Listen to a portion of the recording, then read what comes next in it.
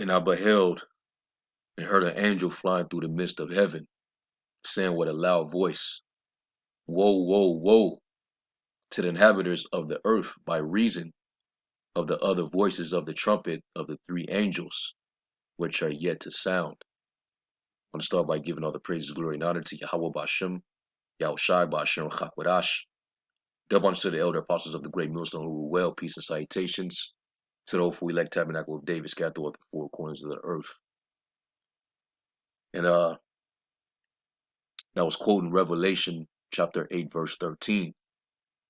As we're living in a time of prophecy, and one of those being, war, pursuant to Jeremiah 28 and 8, the prophets, they all prophesied of war, of evil, and of pestilence. And we're definitely in that time. Okay. And thus knowing that time, the scriptures say the end of all things are at hand. Be sober and watch unto prayer. And we got to be sober minded and alert, constantly watching, measuring the times diligently in itself. All right. And also to quote Revelation 11 and 14, the second woe is past, and behold, the third woe cometh quickly. And it's a lot of build up, leading to this last world's war, which is World War III. And we know that there's many other things that got to happen, before it get to the point of nuclear arsenals being launched. And we know that the MOTB, the Karagma, got to be mandated, instituted. We know the system has already uh, been constructed. They got the 5G, infrastructure already set in place. You got all these digital currencies, from these different banks all over the world. They all adopting the digital currencies. So it's all beginning. So we know that that's one of the major things that got to happen, and then everything else will follow suit and kick off. But as these things happen, we're watching. And the latest thing, this is in right now, the great horror, all right, America, they just deployed additional 3,000 troops over to Eastern Europe in the midst of the tensions that are building up between Russia and Ukraine. And now we know that there's been, talk back and forth. Russia, wants certain uh, conditions met. They want certain things that they want demanded from, the West, and vice versa. There's certain things that the West wants and they're demanding from Russia, but they're not coming to no understanding. There's no common ground. And all that's doing is building up more tension as they're, making aggressive moves towards each other. Now, currently, you got Russia surrounding Ukraine because they're not going to allow Ukraine to be taken, by the enemy, which we all know that they're trying to admit Ukraine into the NATO alliance. And that's just too close to home for Russia. All right. So you can see based on this map that Russia got troops, in three different areas surrounding Ukraine. And they got their troops, they got their, armored vehicles, they got their tanks. So they're installing all type of equipment all around Ukraine just in case the beasts, try to make their move. And it's looking like they might try to do something if America is sending troops to help assist with the beast on the eastern side in Eastern Europe. All right. So it's all happening, man. The Lord is he's mustering the host of the battle. So now, let's listen to this newsreel from the Hill, and we're gonna get some scriptures, of course, and also we're gonna go into what Russia is considering as a countermeasure. Now that they're making these moves, Russia is considering their you know basically what they have is they got options, all right, that they can basically um consider countermeasures. Basically, they're gonna look to trying to see what their next move on the chessboard is gonna be. All right. So anyway, let's listen. Morning, everybody. Just some things at the top.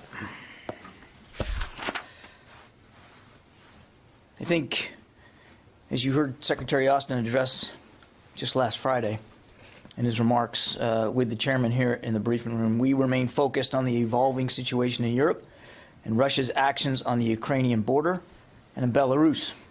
As the Secretary said, the United States stands shoulder to shoulder with our NATO allies. The current situation demands that we reinforce the deterrent and defensive posture on NATO's eastern flank. President Biden has been clear that the United States will respond to the growing threat to Europe's security and stability. Our commitment to NATO, Article 5, and collective defense remains ironclad. As part of this commitment, and to be prepared for a range of contingencies, the United States will soon move additional forces to Romania, Poland, and Germany. I want to be very clear about something. These are not permanent moves. They are moves designed to respond to the current security environment. Moreover, these forces are not going to fight in Ukraine. They are going to ensure the robust defense of our NATO allies. Now, let me lay this out for you in a series of 3 steps. First, 1,000 soldiers that are currently based in Germany will reposition to Romania in the coming days. Now, this is a Stryker squadron, a mounted cavalry unit that's designed to deploy in short order and to move quickly once in place. And they will augment the some 900 U.S. forces that are currently in Romania. Now, this force is designed to deter aggression and enhance our defensive capabilities in frontline allied states.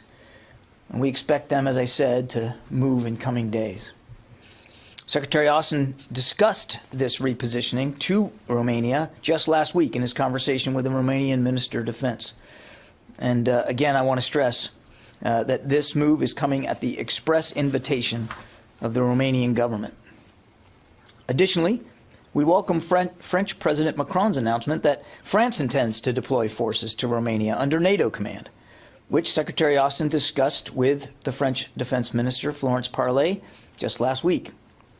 The United States will continue to consult and coordinate with France and all our allies to ensure that we complement each other in our respective deployments. And of course, we're going to continue to work through NATO to make appropriate defensive and non-escalatory force posture alignments. Second, we are moving an additional force of about approximately 2,000 troops from the United States to Europe in the next few days. The 82nd Airborne Division is deploying components of an infantry brigade combat team and key enablers to Poland, and the 18th Airborne Corps is moving a joint task force capable headquarters to Germany. Now, both of them, as you know, are based in Fort Bragg, North Carolina. Collectively, this force is trained and equipped for a variety of missions to deter aggression and to reassure and to defend our allies. Not surprisingly, we work very closely with our Polish and German allies to set the stage for these movements, and we absolutely appreciate their support. Again, these are not permanent moves. They respond to current conditions. We will adjust our posture as those conditions evolve. Third, and finally, all of these forces are separate and in addition to the 8,500 personnel in the United States on heightened alert posture that I announced last week. Those 8,500 are not currently being deployed, but remain ready to move if called for the NATO response force, or as needed for other contingencies as directed by the Secretary or by President Biden. We continue to review our force posture and the situation in Europe, and we will make adjustments as the situation warrants. I also want to take this opportunity to correct some misconceptions around last week's announcement. NATO as an organization does not have veto power over U.S. Troop deployments, and media reports to the contrary represent a mischaracterization of that.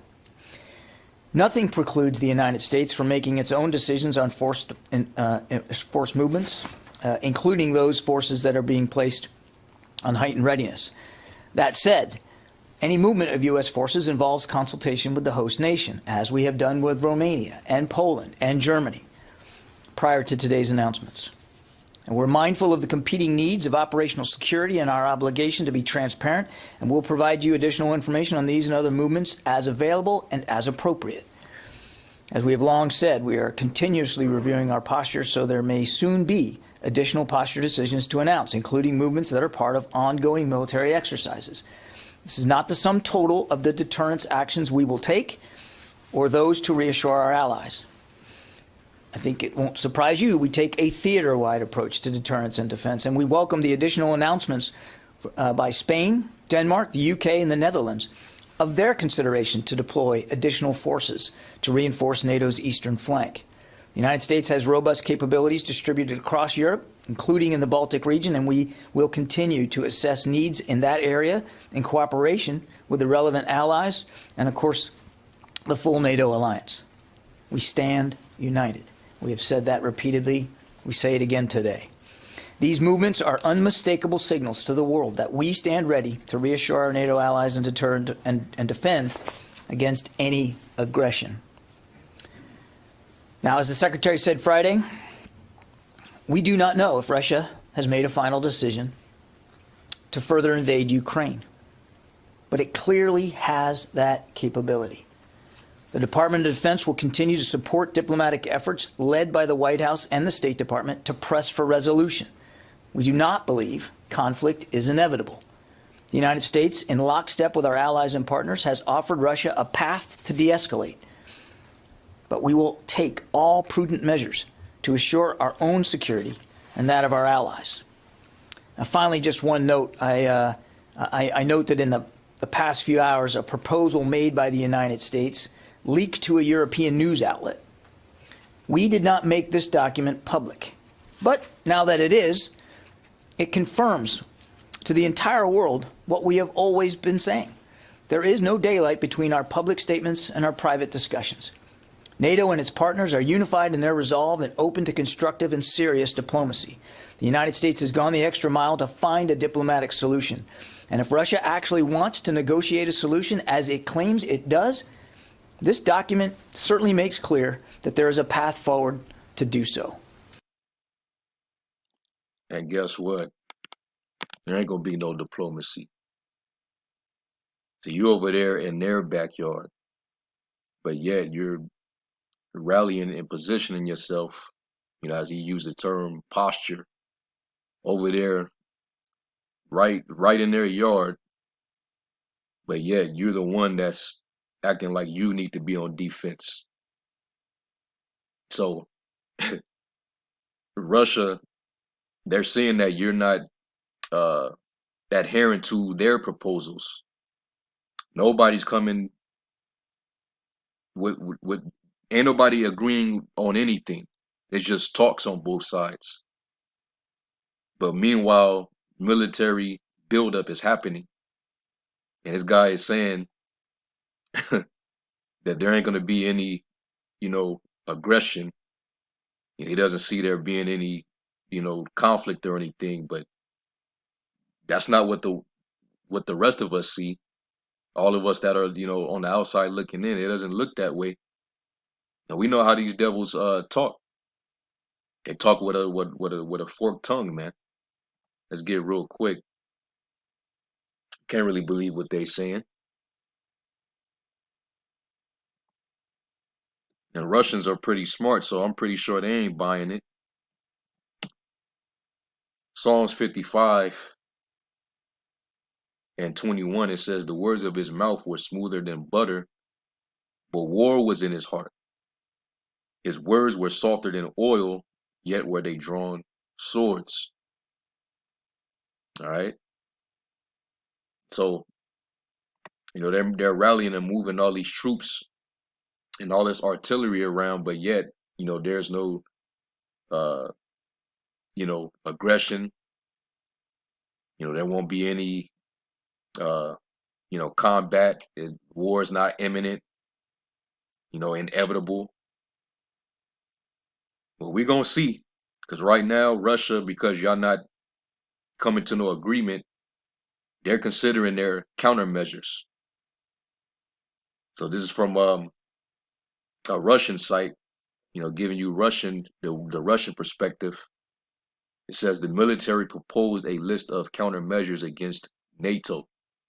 Russia received from the US and NATO a refusal to fulfill the main requirements for ensuring the security of our country. The answer of the alliance in the United States was published, leaked by El País, and leaked according to experts from Kiev. It says in the U.S. and NATO response. In their response, the U.S. and NATO say they are not ready to refuse to admit new members to the alliance. So they're refusing to admit, new members to the alliance, including Ukraine and Georgia. Withdraw troops and weapons from the EU countries and return to the state of 1997 is what they're refusing to do. Refuse to deploy strike systems near the borders of the Russian Federation, which is a threat to their security, right?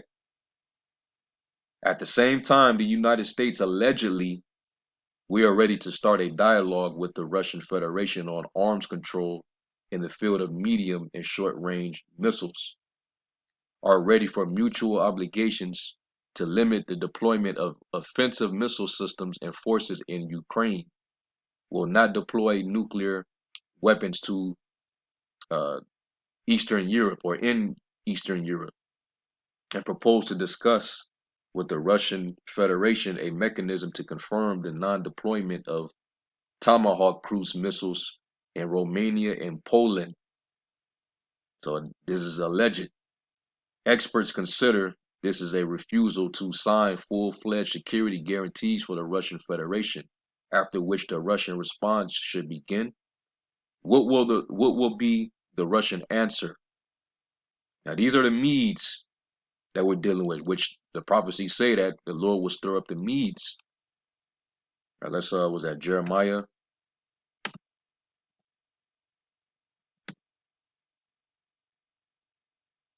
Yeah, Jeremiah 51:11. It says, "Make bright the arrows, gather the shields. The Lord have raised up the spirit of the kings of the Medes for his devices against Babylon to destroy it," which is talking about America, because it is the vengeance of the Lord, the vengeance of his temple.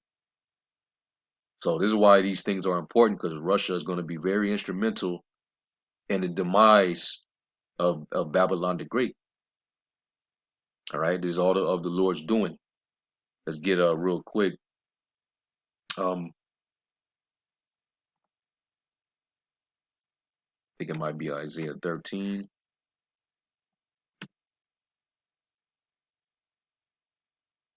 Yep, Isaiah 13:17. Behold, I will stir up the Medes against them, which shall not regard silver, and as for gold, they shall not delight in it. All right, there will be no ransom. They don't care about sanctions or anything. All right, the Lord's just going to put it into them to position themselves to go straight to war with the whore, with Babylon. And we all know the Lord's will is to use his instruments of death, which he gave to those Russians, the nuclear missile. Okay, so going back, it says, After receiving the actual refusal of the US and NATO on security guarantees for Russia, a conversation begins in a strategic language of countering military threats.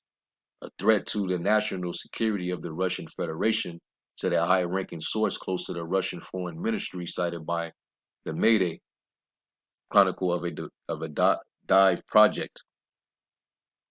It says earlier experts said that the options for creating counter threats for the NATO bloc and the United States could be the replacement of the current so-called zero mission in nuclear missiles with targets, decision-making the centers of the alliance in the United States, the creation of a military political alliance between Russia and China. And you already see that they've been doing joint drills with each other in the Indian Ocean, right? And China is gearing up in case they got to deal with Taiwan. So their relations are they're getting closer and closer, man. As well as the Iranian alliance. It says recognition of the independence of the DNR and LNR, the deployment of military missile bases in the countries of Latin America in the underbelly of the United States. Like you had the Cuban Missile Crisis. Russia has missiles deployed over in Cuba, and they also talking about moving them, down to South America. So they'll have plenty of reach. While you're trying to move your bases and missile defense systems and you know artillery over near us by us, well, we'll do the same. We'll move missiles over by y'all, right? And that's the Lord preparing for his armory. Jeremiah 50.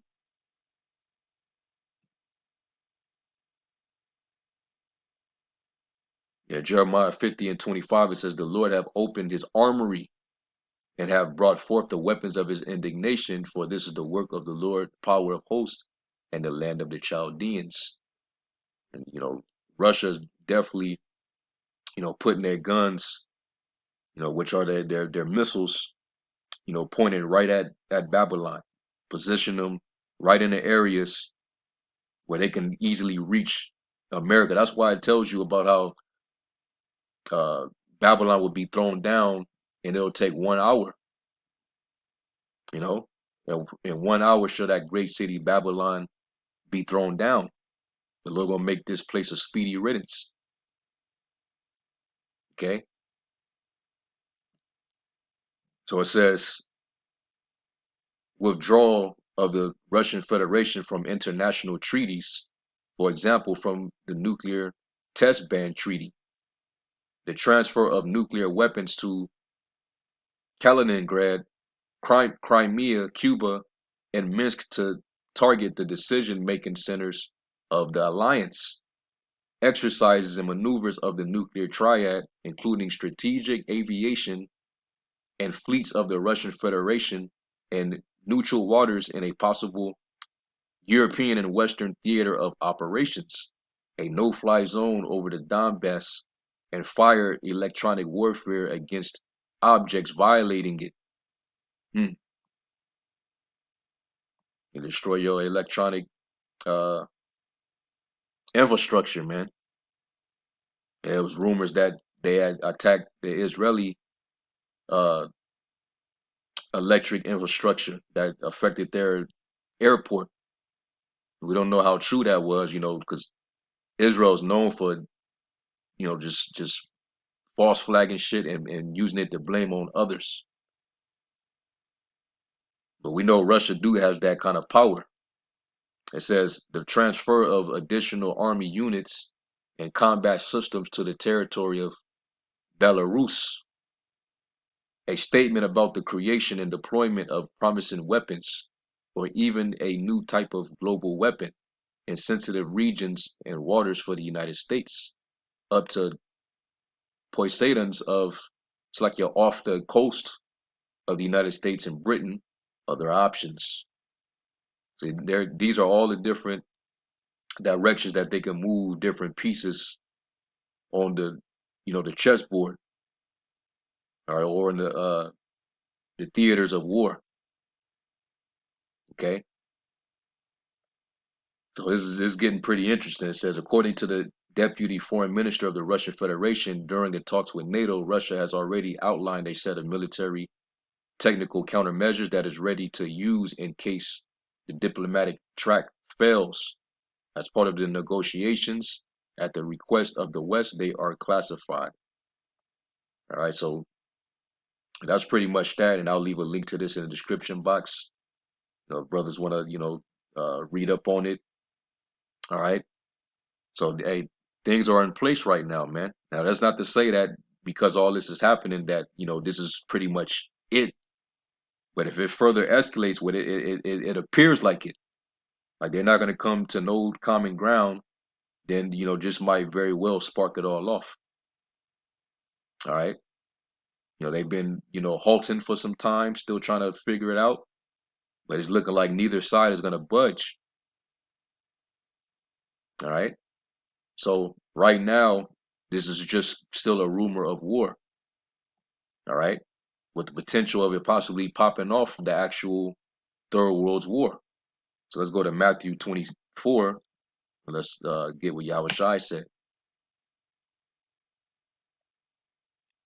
And it says, and you shall hear of wars and rumors of wars. See that you be not troubled, for all these things must come to pass, but the end is not yet. When you read it in the NLT, it tells you, and you will hear of wars and threats of wars. And right now, they're at the threat of war, even though a war hasn't officially taken place yet. See? So this is where we're at. It says, but don't panic. Yes, these things must take place, but the end won't follow immediately. All right? Because you still got the Charagma, the MOTB, all right? Uh